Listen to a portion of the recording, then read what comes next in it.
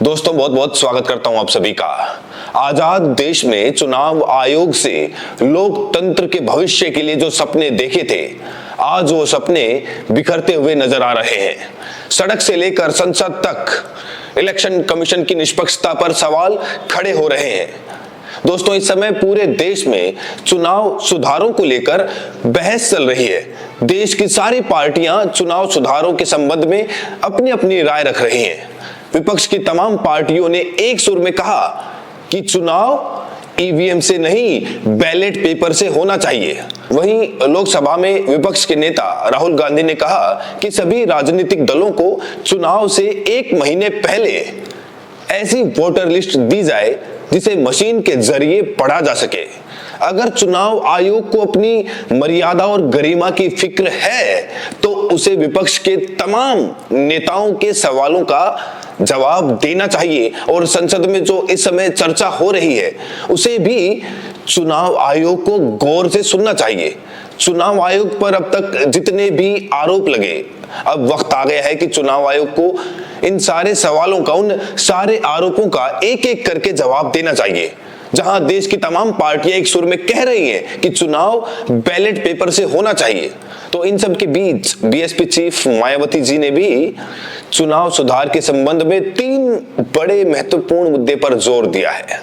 BSP ने 3 खास सुधारों पर देश का ध्यान अपनी तरफ आकर्षित किया है। एसआईआर से लेकर ईवीएम से लेकर वीवीपैट तक हर मुद्दे पर बीएसपी ने आज अपना स्टैंड बिल्कुल क्लियर कर दिया और चुनाव आयोग के उन कुतर्कों को खारिज कर दिया जिसमें चुनाव आयोग बार बार ईवीएम की वकालत करता है। तो बीएसपी चीफ ने चुनाव सुधार के संबंध में क्या कहा है, चलिए आपको विस्तार से बताते हैं। इस वीडियो को आप लोग ध्यान से, इत्मीनान से देखिएगा। इस वीडियो से आपको बहुत कुछ सीखने को आज मिलेगा। सबसे बड़ा सवाल यह है कि आखिर एसआईआर के मुद्दे पर बीएसपी क्या सोचती है। दोस्तों ये तो आप सभी को पता है कि एसआईआर का विपक्ष ने जबरदस्त तरीके से विरोध किया। विरोध इसी बात को लेकर है कि एसआईआर की जो प्रक्रिया है वो बहुत जटिल है, एसआईआर की प्रक्रिया को सरल बनाया जाए। तो इस संबंध में बीएसपी ने अपना स्टैंड क्लियर कर दिया। बीएसपी चीफ ने साफ तौर से कह दिया कि जो एसआईआर है बीएसपी उसका विरोध नहीं करती है, लेकिन विरोध करती है उस प्रक्रिया को लेकर। चुनाव आयोग ने एसआईआर करवाने की जो प्रक्रिया अपनाई है उस व्यवस्था का बीएसपी ने विरोध किया है। इस संबंध में मतदाता सूची में नाम भरने की जो प्रक्रिया होनी है उसके लिए जो समय सीमा निर्धारित की गई है, कहा जा रहा है कि वो बहुत कम है, जिसकी वजह से बीएलओ के ऊपर बहुत ज्यादा दबाव है, तनाव है। आप लोग तो जानते ही हैं कि इस समय देश के 12 राज्यों में एसआईआर चल रहा है। 11 दिसंबर उसकी आखिरी तिथि घोषित की गई है। हालांकि लगातार जो विपक्ष के नेता हैं वो कह रहे हैं कि इसकी जो समय सीमा है बढ़ाई जाए।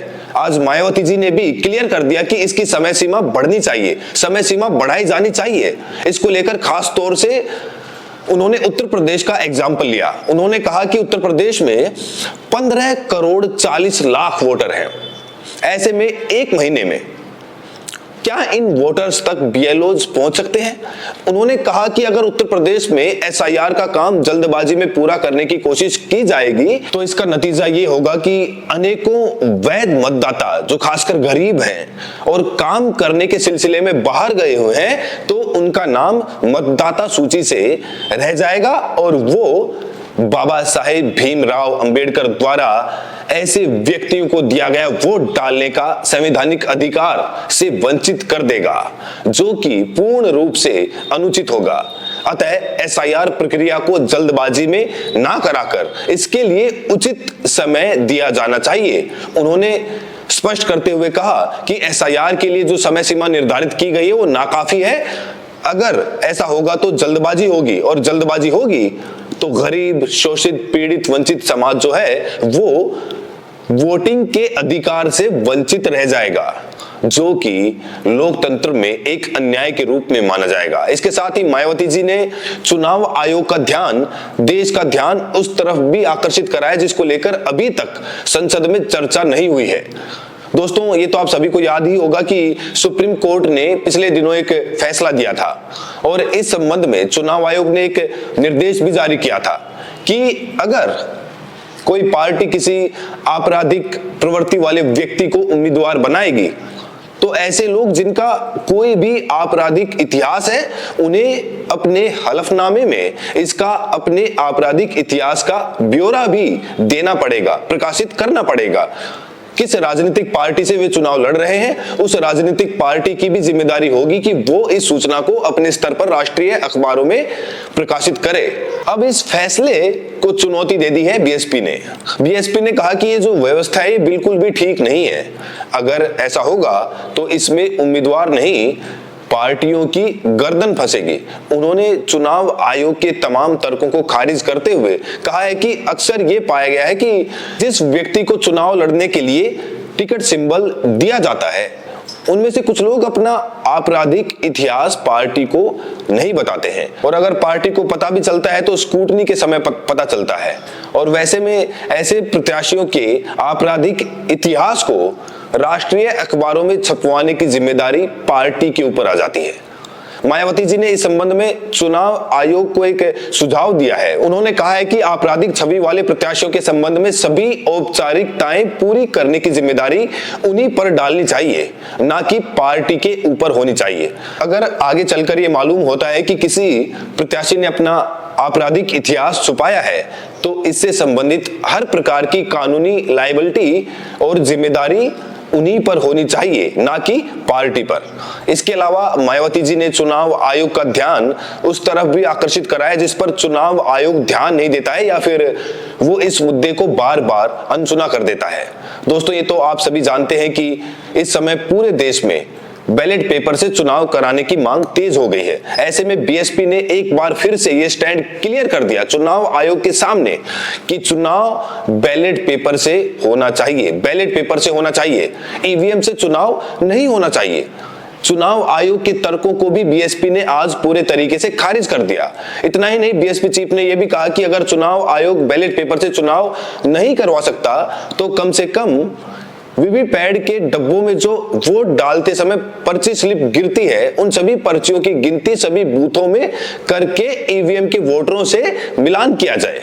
दोस्तों, ये तो आप सभी को मालूम है कि आप लोग जब वोट डालते हैं तो जब आप ईवीएम पर बटन दबाते हैं तो वीवीपैट की पर्ची निकलती है। वो पर्ची अभी तक मतदाताओं के हाथ में नहीं आती। तो मायावती जी ने यहाँ पर चुनाव आयोग को एक विकल्प दिया है कि एक नया ऑप्शन दिया है कि अगर बैलेट से चुनाव नहीं करा सकते तो कम से कम जो वीवीपैट की पर्चियां गिरती है उसका मिलान तो करा दो, कम से कम 100% मिलान करा दो या मतदाताओं के हाथों में पर्ची सौंप दो। हैरानी की बात तो यह है कि जब भी चुनाव आयोग को कहा जाता है कि बैलेट से चुनाव कराइए तो इसको लेकर चुनाव आयोग अजब गजब की दलीलें देता है, घिसी पिटी दलीलें। कितना बड़ा देश है, ईवीएम से जल्दी से चुनाव होता है, बैलेट से जल्दी से चुनाव नहीं होता है। तो इस तर्क को भी बीएसपी चीफ ने आज खारिज कर दिया। बीएसपी ने साफ तौर से कहा कि जो तर्क चुनाव आयोग दे रहा है वो बिल्कुल भी उचित नहीं है, क्योंकि अगर सिर्फ कुछ और घंटे गिनती में लग जाते हैं तो इससे कोई फर्क नहीं पड़ना चाहिए, जबकि वोट डालने की चुनाव प्रक्रिया महीनों चलती है। और ये इसलिए भी जरूरी है, इससे देश की आम जनता का चुनाव प्रक्रिया में विश्वास बढ़ेगा और इस प्रकार के जो अनेकों प्रकार के संदेह उत्पन्न होते हैं उस पर भी पूर्ण विराम लगेगा, जो देश हित में रहेगा। तो कुल मिलाकर एसआईआर से लेकर वीवीपैट ईवीएम तक बैलेट पेपर जो अपना स्टैंड था बीएसपी ने क्लियर कर दिया। बीएसपी का जो स्टैंड है वो इसलिए महत्वपूर्ण है क्योंकि बीएसपी एक नेशनल पार्टी है। हाँ, ये बात और है कि बीएसपी के पास आज सिर्फ उत्तर प्रदेश में एक विधायक है, राज्यसभा में एक सांसद है, लेकिन एक राष्ट्रीय पार्टी होने के नाते बीएसपी ने जो उसका दायित्व बनता था वो उसने आज निर्वहन करने की कोशिश की। अब चुनाव आयोग उनकी डिमांड कब पूरी करेगा, कैसे पूरी करेगा, ये देखना होगा। अब वक्त आ गया है, चुनाव आयोग को जवाब देना ही पड़ेगा, क्योंकि सारी पार्टियां एक सुर में कह रही हैं कि हमें ईवीएम पर भरोसा नहीं है, हमें बैलेट पेपर ही चाहिए। और दोस्तों, जिस तरीके से देश में माहौल बन रहा है, लग रहा है कि चुनाव बैलेट पेपर से हो जाएगा। बहरहाल दोस्तों, इस वीडियो में इतना ही। मायावती जी ने जो इन सुधारों पर बात की, इन 3 सुधारों पर खास तौर से मायावती जी के चुनाव सुधार के संबंध में आप लोग क्या कहेंगे? चुनाव आयोग पर कितना भरोसा है? चुनाव किससे होना चाहिए, बैलेट पेपर या फिर ईवीएम? सभी अपनी राय जरूर दें और साथ में ये भी बताएं कि आप ये वीडियो देश के किस कोने से देख रहे हैं। बहुत बहुत शुक्रिया।